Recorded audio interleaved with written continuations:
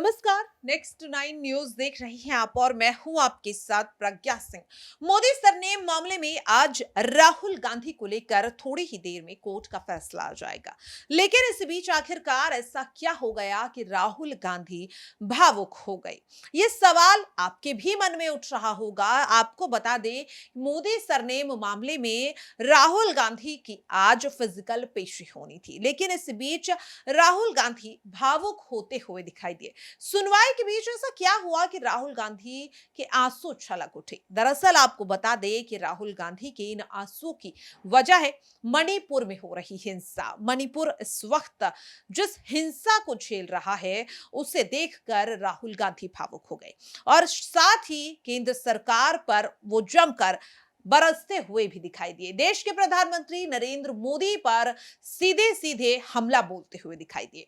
दरअसल आपको बता दें कि मणिपुर हिंसा को लेकर राहुल गांधी ने एक बार फिर से केंद्र सरकार पर हमला बोला।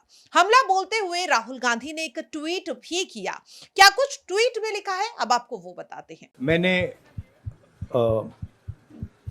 आप सब से काफी बार बोला है कि हिंदुस्तान में लोकतंत्र पर आक्रमण हो रहा है और इसका हमको हर रोज नए नए उदाहरण मिल रहे हैं। सवाल मैंने एक ही पूछा था,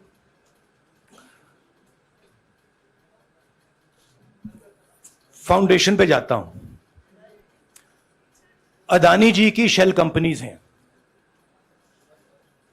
अदानी जी की शेल कंपनीज हैं, उसमें 20,000 करोड़ रुपया किसी ने इन्वेस्ट किया।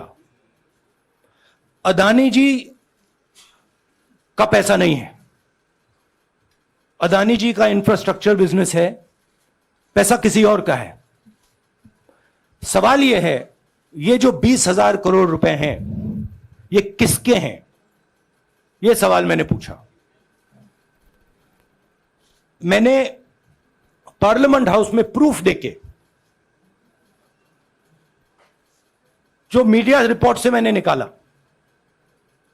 अदानी जी और नरेंद्र मोदी जी के रिश्ते के बारे में डिटेल में बोला। रिश्ता नया नहीं है, रिश्ता पुराना है। जब नरेंद्र मोदी जी गुजरात के सीएम बने थे, तब से रिश्ता है और उसके बहुत सारे पब्लिक प्रूफ्स हैं। हवाई जहाज में मैंने फोटो दिखाई, नरेंद्र मोदी जी बड़े कंफर्ट में बैठे हुए थे अपने दोस्त, अपने मित्र के साथ। पार्लियामेंट में मैंने दिखाई। यह सवाल मैंने पूछा। फिर मेरी स्पीच को एक्सपंज किया गया। मैंने स्पीकर को डिटेल चिट्ठी लिखी, पॉइंट बाय पॉइंट, कि मैंने कहा कि एयरपोर्ट्स अदानी जी को रूल बदल के दिए गए हैं। ये लीजिए रूल की कॉपी जिसको बदला गया है। चिट्ठी लिखी, कोई फर्क नहीं पड़ा। फिर मेरे बारे में मंत्रियों ने पार्लियामेंट में झूठ बोला कि मैंने विदेशी ताकतों से मदद मांगी। मैंने ऐसी कोई बात नहीं की है। मैंने कहा स्पीकर से, मैंने जाके कहा, स्पीकर सर, पार्लियामेंट का नियम है कि अगर किसी मेंबर पर कोई एक्यूजेशन लगाता है तो उस मेंबर को जवाब देने का हक होता है। मैंने एक चिट्ठी लिखी, उस चिट्ठी का जवाब नहीं आया। दूसरी चिट्ठी लिखी, उस चिट्ठी का जवाब नहीं आया। फिर मैं स्पीकर के चेंबर में गया। मैंने स्पीकर सर से कहा, स्पीकर सर, यह कानून है, यह रूल है, इन्होंने झूठा आरोप लगाया है, मुझे आप बोलने क्यों नहीं दे रहे हैं? स्पीकर सर मुस्कुराते हैं, कहते मैं नहीं कर सकता। और फिर उसके बाद आपने सबने देखा क्या हुआ। सवाल पूछना मैं बंद नहीं करूंगा। नरेंद्र मोदी जी का अदानी के साथ क्या रिश्ता है, और 20,000 करोड़ रुपए किसके हैं, मैं पूछता जाऊंगा। मुझे कोई डर नहीं लगता इन लोगों से। और अगर ये सोचें कि मुझे डिस्क्वालीफाई करके, धमका के, जेल में डाल के मुझे बंद कर सकते, नहीं, मेरी वो हिस्ट्री नहीं है। मैं हिंदुस्तान के लोकतंत्र के लिए लड़ रहा हूं और मैं हिंदुस्तान के लोकतंत्र के लिए लड़ता रहूंगा। किसी चीज से नहीं डरता हूं, यह सच्चाई है। अब आप सवाल पूछिए। एक एक करके प्लीज। हाँ मोहित, I'll say it in English also. Sorry. I'll say it in English also. The question begins few weeks back in Parliament, where I asked the Prime Minister a very specific set of questions. Question number one, 20,000 crore rupees or $3 billion are in shell companies owned by Mr. Adani. Mr. Adani could not have generated this money. He's an infrastructure business. Where did this money come from? Whose money is it? That was the first question. Whose shell companies are there? These companies are working in the defense field. Why does nobody know whose money this is? There is a Chinese national involved in this. Why is nobody asking the question, who is this Chinese national? That was the first question. Second question was set of questions with proof. What is the Prime Minister's relationship with Mr. Adani? I showed a picture of the Prime Minister and Mr. Adani's plane relaxing. I gave documentation about the defense industry, about the airports, about statements made in Sri Lanka, about statements made in Bangladesh, pictures of Mr. Narendra Modi sitting with the State Bank chairman in Australia. And I put this proof on the table. Immediately after that, the BJP started its work. My speech was expunged. I wrote a letter to the Speaker with a detailed explanation on the defense industry, on the airports, with press clippings, supporting documents, legal documents, and said, this is the supporting foundation of my speech. I have not made this speech, I have not invented this. This is detailed research, here it is.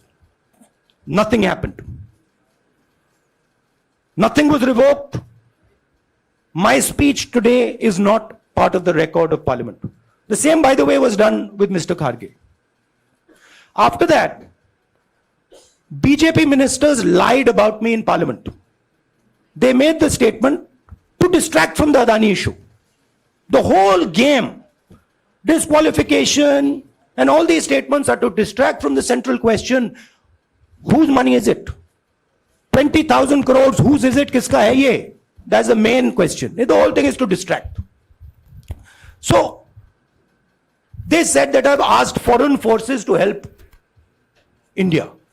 Most ridiculous statement. I have never made such a statement. You can look at all the conversations I had in the United Kingdom. Not one such statement was made. In fact, I said this is India's problem. India has to resolve this problem, right? A minister lies on the floor of the House. I wrote to the Speaker and I said, Speaker, sir, it is my right as a member of Parliament, when somebody makes an accusation, to state my position. Please let me state my position. The first letter is not answered. I then write a second letter with more details, saying the names and what was said. Still no answer. I then go to the Speaker's chamber and I say, Speaker, sir, what is going on? We live in a democracy. You are the defender of that democracy. Why are you not letting me make my statement? The Speaker Congress नेता राहुल गांधी ने मणिपुर हिंसा के मुद्दे पर BJP और देश के प्रधानमंत्री को घेरा और साथ ही मणिपुर के हालात के लिए बीजेपी को जिम्मेदार ठहराया। आपको बता दें कि कांग्रेस के पूर्व अध्यक्ष ने मणिपुर के एक सर्वदलीय प्रतिनिधि मंडल भेजकर समाधान निकालने की वकालत की। उन्होंने अपने पुराने नारे नफरत के बाजार में मोहब्बत की दुकान को भी फिर से दोहराया। वायनाड के पूर्व सांसद राहुल गांधी ने ट्वीट किया। ट्वीट करते हुए राहुल गांधी लिखते हैं, बीजेपी की नफरत की राजनीति ने मणिपुर को 40 से ज्यादा दिनों तक जलाए रखा, जिसमें 100 से ज्यादा लोगों ने अपनी जान गंवा दी। प्रधानमंत्री ने भारत को विफल कर दिया और इस मामले पर वो पूरी तरह से चुप हैं।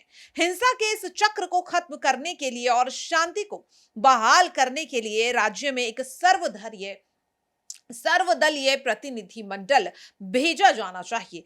आगे राहुल लिखते हैं, आइए इस नफरत के बाजार को बंद करें और मणिपुर के हर दिल में मोहब्बत की दुकान को खोलें। दरअसल आपको बता दें कि राहुल गांधी ने एक बार फिर से केंद्र सरकार को घेरने का काम किया।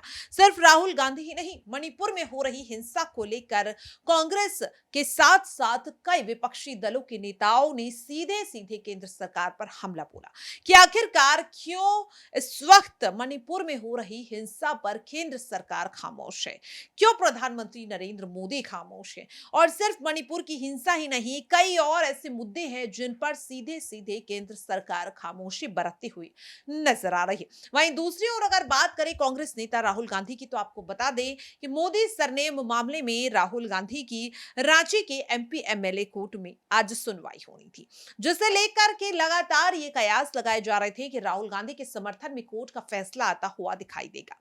अभी तक कोई जानकारी सामने नहीं आई है कि आखिरकार कोर्ट ने राहुल गांधी को लेकर क्या कुछ फैसला जताया है।